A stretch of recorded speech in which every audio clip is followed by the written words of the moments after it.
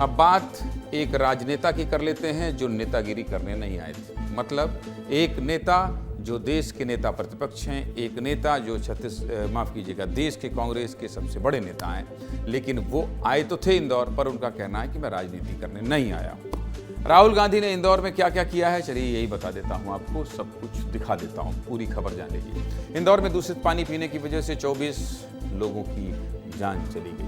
पूरा देश इंदौर के बारे में बात कर रहा है। विपक्ष सरकार को घेरने में लगा है। कांग्रेस जगह जगह प्रदर्शन कर रही है और शनिवार को नेता प्रतिपक्ष राहुल गांधी इंदौर आए। अब कांग्रेस के सबसे बड़े नेता का इंदौर आना, पीड़ितों से मिलना और सरकार से सवाल पूछना प्रदेश की सबसे बड़ी राजनीतिक हलचल है। इसलिए आज आपको राहुल गांधी के दौरे की पूरी खबर विस्तार से दिखा देता हूं। देखिए, सुबह ठीक 11 बजे राहुल गांधी इंदौर आए। मध्य प्रदेश कांग्रेस के सभी बड़े नेता राहुल गांधी का स्वागत करने के लिए एयरपोर्ट पर पहुंचे थे। प्रदेश अध्यक्ष जीतू पटवारी भी थे, प्रदेश प्रभारी हरीश चौधरी भी थे, दिग्विजय सिंह भी थे, उमंग सिंगार भी थे और फूल सिंह बरैया भी थे, जिनका रवैया इस समय ठीक नहीं है भाई साहब। इसके बाद ठीक 12 बजे राहुल गांधी इंदौर के बॉम्बे अस्पताल गए, जहां उन्होंने मरीजों से मुलाकात की। भागीरथपुरा में गंदा पानी पीने की वजह से अभी भी कुछ मरीज अस्पताल में भर्ती और इन्हीं मरीजों से मिलने राहुल गांधी गए थे। इसके बाद 12:45 पर राहुल भागीरथपुरा पहुंचे। राहुल गांधी इंदौर में थे तो सुरक्षा सख्त थी।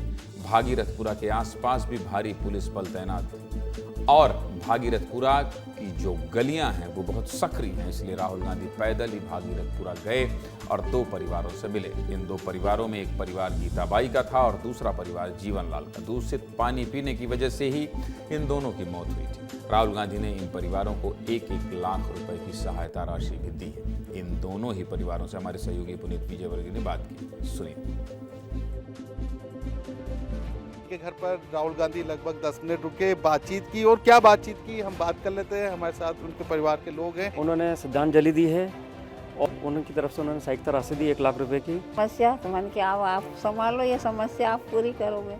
बोले ठीक है। सबकी सहायता करी उनने, एक भाई की तरह बात करी उन्होंने, सबका हालचाल पूछा बारी बारी से। राहुल जी यहाँ पर आए, उन्होंने पूरी स्थिति को शुरुआत से जानने की कोशिश की कि ये कैसे हुआ, कब हुआ, किस तारीख से हुआ। परिवार को उन्होंने एक ढांढस बंधाया कि इस दुख की पीड़ा में हम आपका जितना सहयोग कर सकते हैं और आपकी मदद कर सकते हैं वो उनका प्रयास रहेगा, ऐसा वो आश्वासन दे करके गए। गांधी जी बोल के गए हैं कि बोले हाँ मेरी तरफ से पूरा सहयोग है और आपके पूरे परिवार को सहयोग है।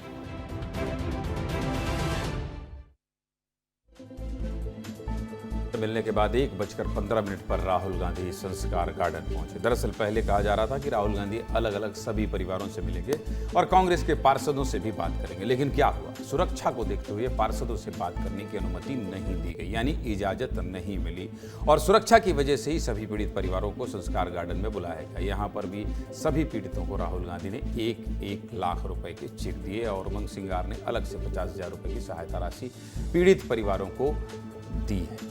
पीड़ितों से मिलने के बाद राहुल गांधी मीडिया के सामने आए। पत्रकारों ने राहुल गांधी से पूछा कि विपक्ष आप पर राजनीति करने का आरोप लगा रही है। राहुल गांधी ने क्या कहा, सुनिए।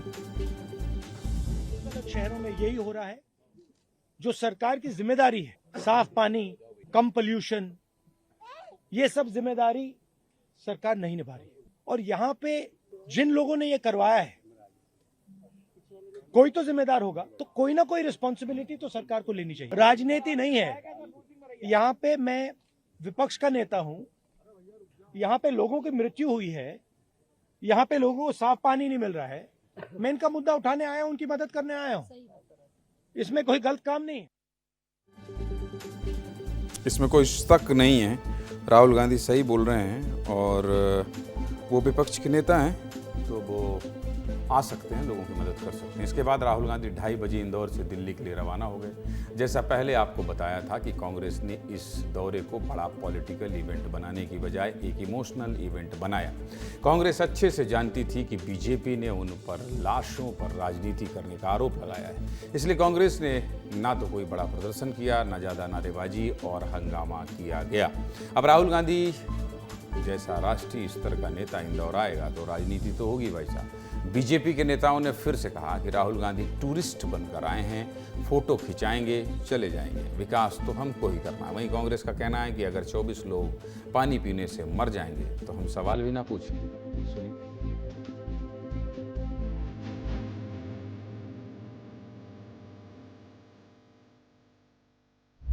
राजस्थान में जिस प्रकार से अधिकार है कि हमें एक स्वच्छ जल मिलना चाहिए, नगर निगम की जवाबदारी है, क्यों नहीं मिल पा रहा?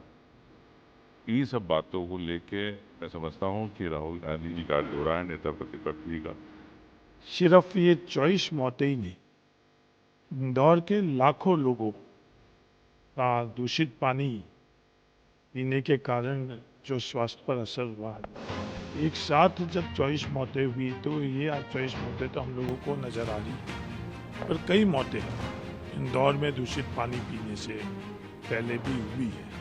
तो देखिए, ये तो वही कहावत होगी, उल्टा चोर कोतवाल को डांटे।